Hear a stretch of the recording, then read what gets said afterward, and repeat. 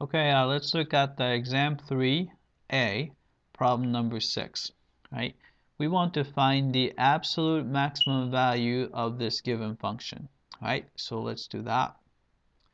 Alright, first I'm going to rewrite this so that we can take the derivative a little bit easier. So I'm going to have, let's say I'm going to just say f of x is equal to, alright, 1's nice, negative 3x is nice. But I would like to rewrite this guy as negative 12 x to the negative 1. Right? Let's take the derivative. Right? F prime of x is equal to, right? Derivative of 1 is 0. Derivative of negative 3x is negative 3. Right? Derivative of negative 12x to the negative 1 would be, let's see, there's a negative 12 is just a constant. Right, put negative 1 in front, so it's a plus, and x to the, subtract 1 from the power, so it's negative 2. Alright, so this is going to be equal to, so this is equal to negative 3 plus 12 over x squared. Alright, so this is the first derivative. So we're going to set that equal to 0 to find the critical number. Right, so this is going to be set that equal to 0.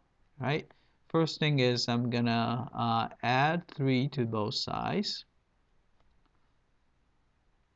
Right, so that way you have 12 over x squared is equal to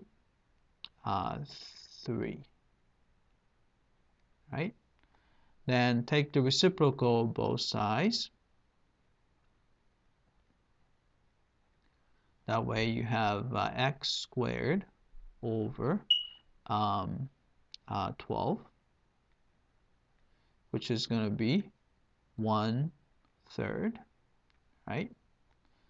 Then multiply both sides by 12, right? So you get x squared is equal to, because 12 cancel out, and 12 divided by 3 is 4, right?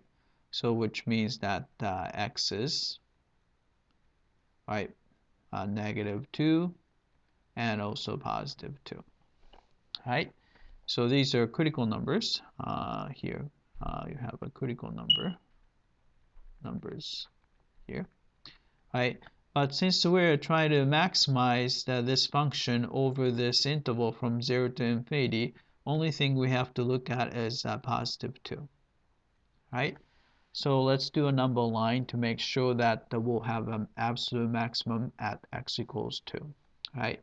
So you have a number line, so starting from 0, not including 0, right? Then put a tick marks for 2, so we have a 2, right? Then we look at the sign of the first derivative, right? Try something between 0 and 2, so like x equals 1, right?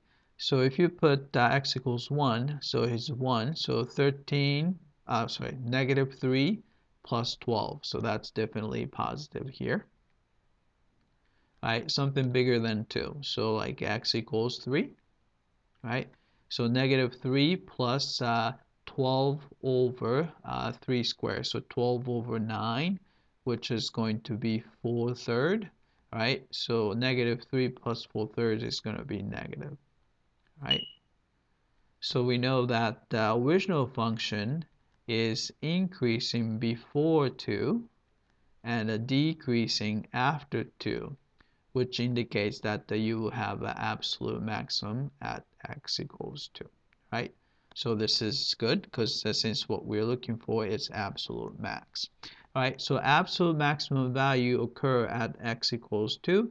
So all you have to do is plug in 2 into the original function, which is going to be 1 minus 3 times x is 2 minus 12 over x is 2, right? So that's going to be, let's see, 12 and 2 cancel out, 6 left over.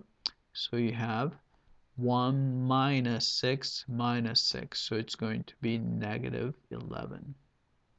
Right? So this is our absolute max. Right? That's it. I hope that this was clear.